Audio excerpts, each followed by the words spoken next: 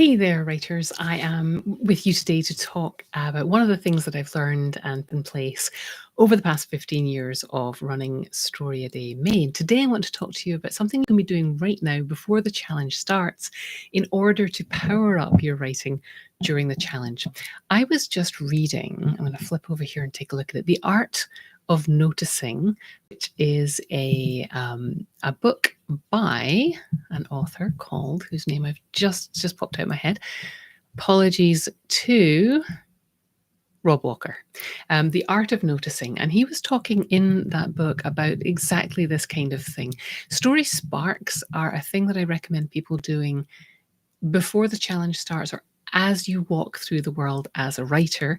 And it's just noticing things, not trying to come up with story ideas, but just sparks, little details that you can put into your stories. I interviewed the author Elizabeth Peters once, and she talked about how one of her mystery novels was sparked by the seeing a trash bag at the side of the road in the gutter and thinking, ooh, that could be a dead body, which of course we writers do. And of course, that's not a premise, it's not an outline, it's not anything. It's just a spark that you can use in a story. She probably sucked in all the details about how the bag looked lying in the gutter. I've used the example of if you see a plastic grocery bag, for those of us who are still in places where they offer plastic grocery bags floating around through the air and it gets caught in a tree. What if it wasn't a plastic grocery bag? What if it was something else? And you can write that down. You might think, if you're a sci-fi person, ooh, what if it's a jellyfish-shaped alien who came down to have a look at us and just got a little too close? That might be something that you can use in a story. If you're not a sci-fi writer, you're going to see something completely different there. So what in this book, The Art of Noticing, Rob Walker talks about the fact that we become inattentionally blind. So we get so attuned to where we are that we don't notice the little details. And then, of course, when you come to sit down at your desk, you can get so caught up in thinking about what am I going to put in the plot that you forget to include all the little details that are going to make your writing come alive.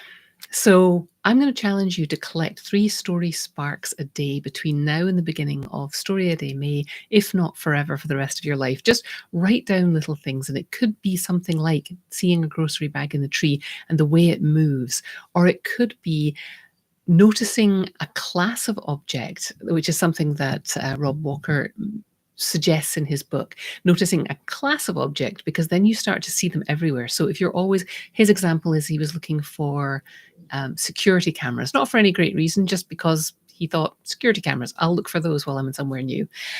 And once you start looking for things that are security camera shaped, you start noticing them even without trying.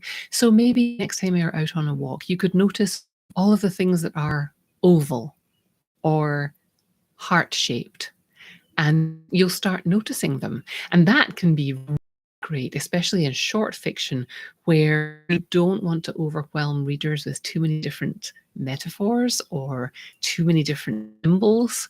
So if you get accustomed to noticing classes of objects, like everything that's oval, maybe it's a leaf, maybe it's a particular sign, maybe it's whatever it is, that can be a thread that runs through your story and helps you pick which images and metaphors to use so that you don't confuse or overwhelm readers. That's a little bit of a pro tip for the short fiction writers out there. So story sparks are little details that you collect during your day as you are away from your desk. So they are the magic fuel that you pick up on your quests out into the world.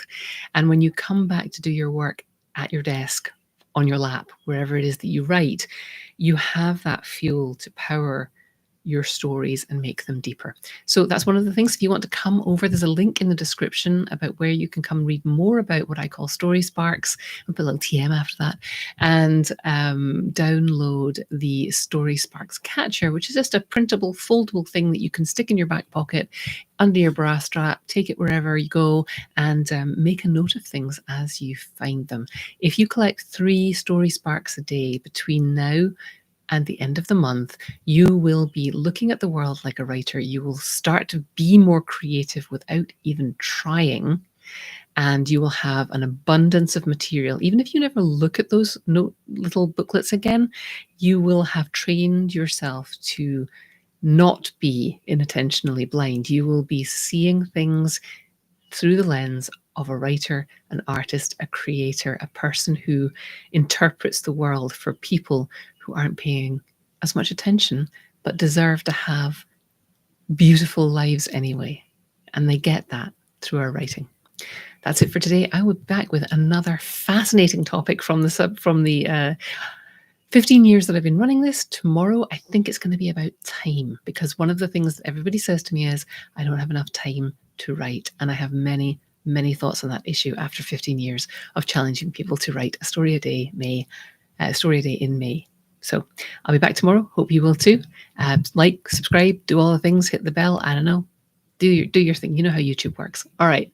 I will be back. And yeah, let's go out there and notice stuff.